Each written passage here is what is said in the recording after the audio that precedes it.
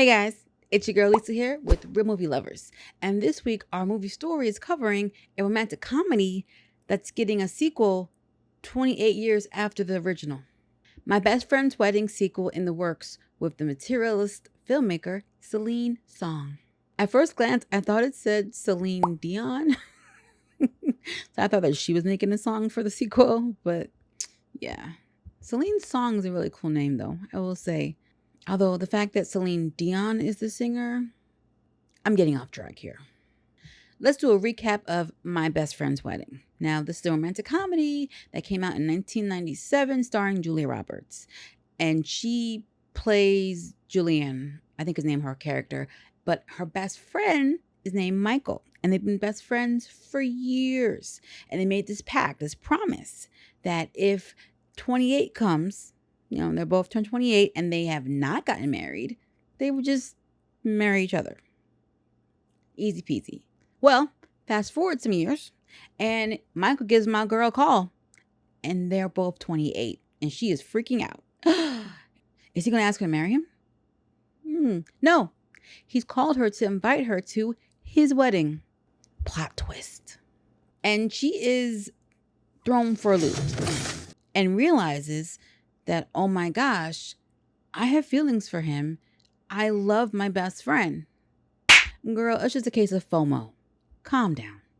But not only is she invited to the wedding, she is, I think, made the maid of honor or the best man person. I can't remember that part, but she is basically a part of the wedding, getting to know the fiance, who is played by Cameron Diaz. And Julia Roberts does all that she can to sabotage the relationship and the wedding so that she can get with him. And at the time, most of us were rooting for her. Hey.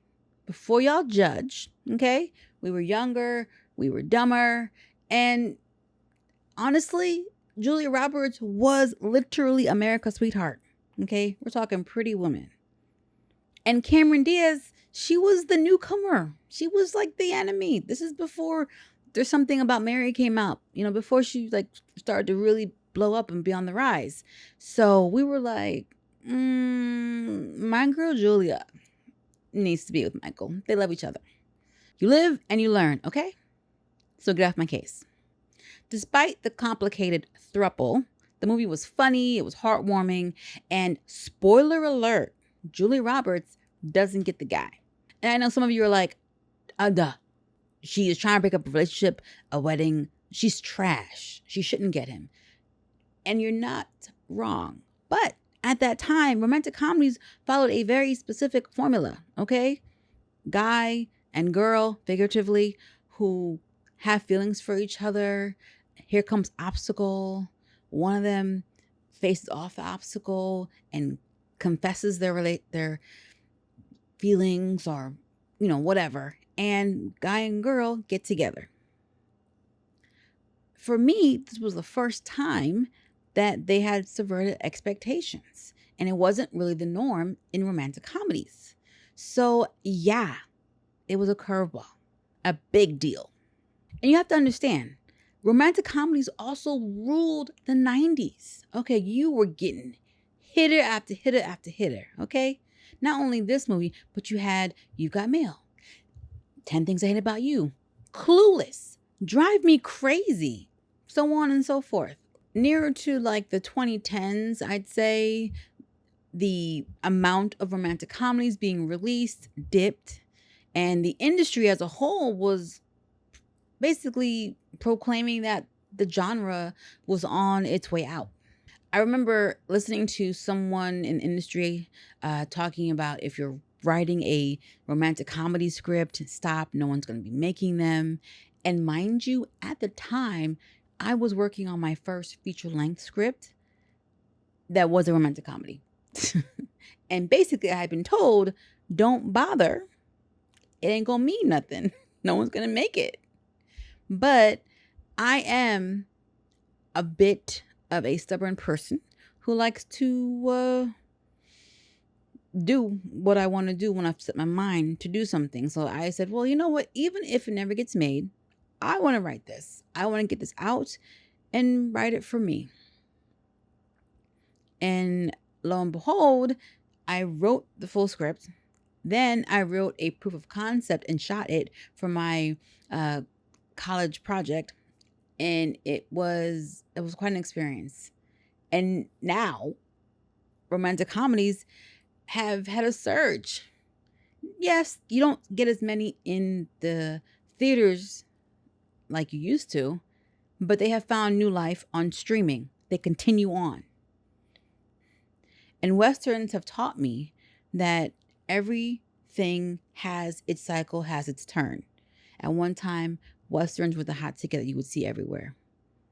Then romantic comedies, horror movies, superhero movies, video game movies. So every genre has its time. It may not be popular, like have mainstream forever, but it will always be around.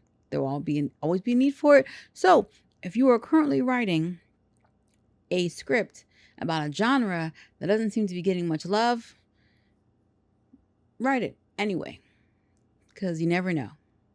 And it's good to get it out. Get your creative juices flowing. Okay, so for the sequel to My Best Friend's Wedding, Celine Song, she has been chosen to write it. They haven't exactly pitched her to direct it yet. I'm not sure if they're planning to or not, but she's definitely going to be a writer. Some of her previous work was Past Lives, where she wrote and directed that film. And that was about two longtime friends who were separated. Like they were grew up in South Korea, and they were separated when they were younger. One moved to the States and one stayed in Korea, and they tried to keep their friendship going and reconnect, and they meet up years later, and it's you feel like, oh my gosh, they're gonna finally connect. But she's married now, and they reminisce a little bit on their friendship and how things have changed. And you can see that the guy always held a torch for her, but this was not their time. Their timing was just not right, because she's married, she loves somebody else. But this was a great time for her to reconnect to her old life, but to understand that that was past. That's not me anymore. Hence the name Past Lives. Anyway, it's a really good film. It does a good job of just showing the layers of people and how we change, how our situations change, who we become change. And it's a very cool story. So the idea of someone who worked on something like that, where, at the end, what you thought was going to happen didn't happen. Like, no, she didn't leave her husband for her childhood friend. She stayed with her husband. They reconnected. They had their good, like, touching base and catching up, but that's it. That's all there is now. So take that concept into My Best Friend's Wedding, where she reconnected with her best friend, and they didn't end up together. He ended up marrying somebody else. So I think what's on all of our minds is, what is the sequel? Like, has Cameron Diaz's character passed away, making Michael a widow? Is Julia Roberts now the one calling him, saying, oh my gosh, I finally found love? And now all of a sudden he realizes how much he loves her, and he wants to go and try to win her back. Well, not win her back, but win her over. Like a nice little twist there. I ain't even gonna hold you. That sounds horrible. I'll be very disappointed if that's what they do. And it sounds lazy. Now, there are no details on the actual story of the sequel. It's still in early development and being worked on, but I feel confident that cannot be the case. Celine Song also worked on Materialist, which just dropped this year, starring Pedro Pascal, Dakota Johnson, and Chris Evans. I was about to say Pratt. But anywho, I haven't seen that one yet. Apparently that's another. I think that's another throuple, actually, if I'm not mistaken. I saw the trailer like a while ago. I don't barely remember it. I'm gonna get around to watching it. But yeah, so she clearly has experience working with unrequited love and thruples, so this will work. I just don't understand what a sequel 28 years looks like. This has kind of been the season of movies getting sequels like 20 plus years later, because they're what out right now is like Freakier Friday. The Devil Wears Prada is getting a sequel right now. And I just heard Princess Diaries 3 is happening. At this point, shouldn't it just be Queen Diaries? I mean, is she still a princess? Is she a queen now?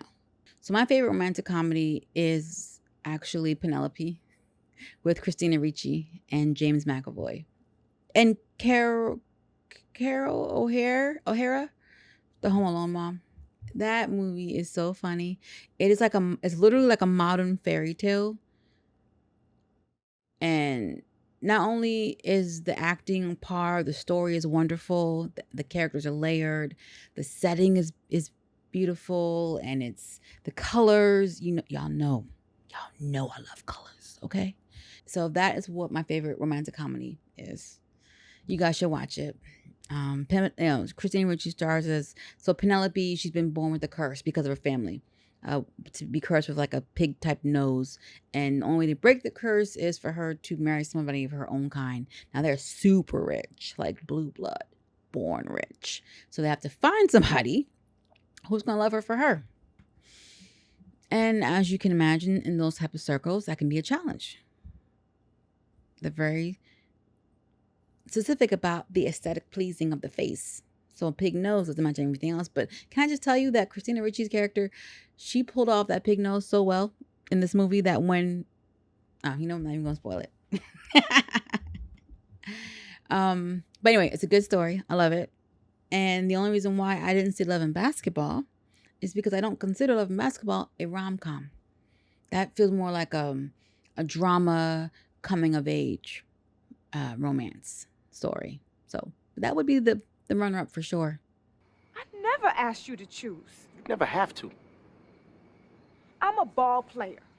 If anybody knows what that means, it should be you. About you guys, what are some of your favorite rom-coms, if you like them at all? Have you seen America's Sweetheart?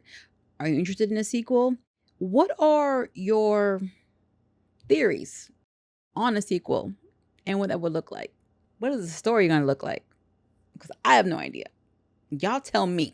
Thank you guys for checking out the video today. I really appreciate you taking the time to watch me sit here and blab on about movies. I know you guys could be doing anything else right now, so I appreciate the time that you're taking with me. And if you enjoyed yourself, feel free to hit that like button. And if you're feeling my channel, like what's going on here, I would love for you to subscribe and, just hang out whenever I drop anything new. I want to give a huge shout out to my top tier Patreons, Thelma and Von Kurt. I really appreciate you guys so much. Thank you for all your support. And if you guys are looking to join my community, head on over to Patreon, NXG Global Productions. We'd love for you to be a part. And you can hit me up on Instagram and TikTok. Links are in the description. Check y'all later. Bye.